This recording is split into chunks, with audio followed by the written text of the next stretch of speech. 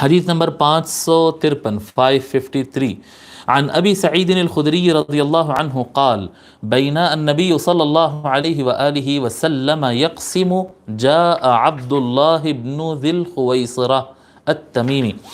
حضرت ابو سعید خدری، یہ پڑھی ہوئی حدیث شریف ہے لیکن اس باب میں لانے کا الگ معنی ہے اس کا۔ یہاں پر یہ جو ہے آقا علیہ الصلوۃ والسلام کی عظمت اور فضائل بیان کرنے کا جو ابواب چل رہے ہیں اس ضمن میں آ رہا ہے۔ حضرت ابو سعید خدری رضی اللہ تعالیٰ روایت فرماتے ہیں کہ نبی اکرم صلی اللہ علیہ وآلہ وسلم اس دوران کے وہ تقسیم کر رہے تھے، اچانک عبداللہ بن ذی الخویصرہ آیا۔ جب حضور تقسیم کر رہے تھے، عبداللہ بن ذی الخویصرہ التمیمی، آپ جانتے ہیں یہ نام، وہ آیا فقال اعدل یا رسول اللہ، اس نے آ کر کہا یا رسول اللہ انصاف کیجئے، عدل کریے، جسٹس کریے۔ قال ویحک ومن یعدل اذا لم اعدل، آقا صلی اللہ علیہ وآلہ وسلم نے ارشاد فرمایا اگر میں عدل نہ کروں گا تو کون عدل کرے گا؟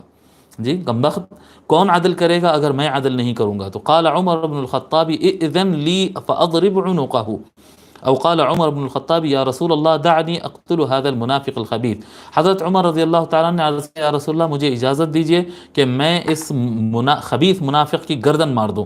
قال دعہ، حضور صلی اللہ علیہ وآلہ وسلم نے فرمایا اسے چھوڑ دو، فإن له اصحابا، پس اس کے کچھ اور ساتھی ہے، يحقر احدكم صلاته مع صلاته، بس تم میں سے ہر شخص اپنی نماز کو ان کی نماز کے سامنے حقیر اور کمتر جانے گا، وہ صیامہ مع صیامہم، اور ان کے روزوں کے مقابل میں اپنے روزوں کو کم سمجھیں گے۔ یمرقون من الدین کما یمرق السہم من الرمیہ، وہ دین سے ایسے نکل جائیں گے جیسے تیر شکار سے نکل جاتی ہے۔ ينظر في قدره فلا يوجد فيه شيء، جب وہ تیر کے پروں میں دیکھا جائے گا، اس کے آخر میں جو ہوتی ہے پر میں دیکھا جائے گا تو اس میں بھی کچھ نہیں ملے گا۔ ثم ينظر في نصله فلا يوجد فيه شيء، اس تیر کی نوک میں دیکھا جائے گا تو اس میں بھی کچھ نہیں ملے گا۔ ثم ينظر في رصافه فلا يوجد فيه شيء، اس تیر کے نوک جو ہوتی ہے، نیزہ جو ہوتا ہے، اس کے پیچھے حصے میں دیکھا جائے گا تو اس میں بھی اسے کچھ نہیں ملے گا۔ ثم ينظر في نضيه فلا يوجد فيه شيء، اس تیر کے لکڑی پر بھی دیکھا جائے گا تو اس میں بھی کچھ نہیں پایا جائے گا۔ قد سبق الفرث والدم، یہ گوبر اور خون دونوں کو پار کر کے دوسری طرف نکل گیا ہوگا تیر۔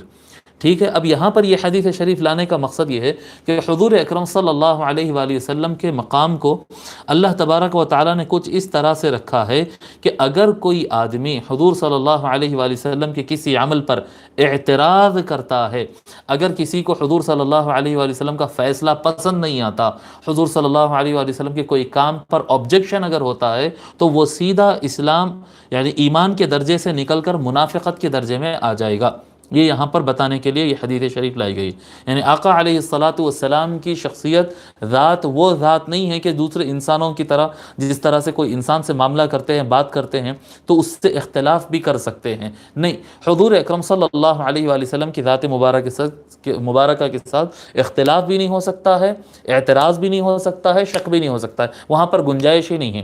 اور جو اس طرح سے کرے گا وہ فوراً یعنی منافق کیٹیگری میں آ جائے گا، اور اگر گستاخی کی نیت سے، بے ادبی کی نیت سے اگر کوئی کرتا ہے تو وہ سیدھا سیدھا کافر قرار پائے گا۔ بعض علماء کے نزدیک کافر ہو جائے گا، بعض علماء کے نزدیک کافر نہیں ہوگا لیکن گستاخ ہوگا، واجب القتل ہو جائے گا، واجب القتل ہو جائے گا۔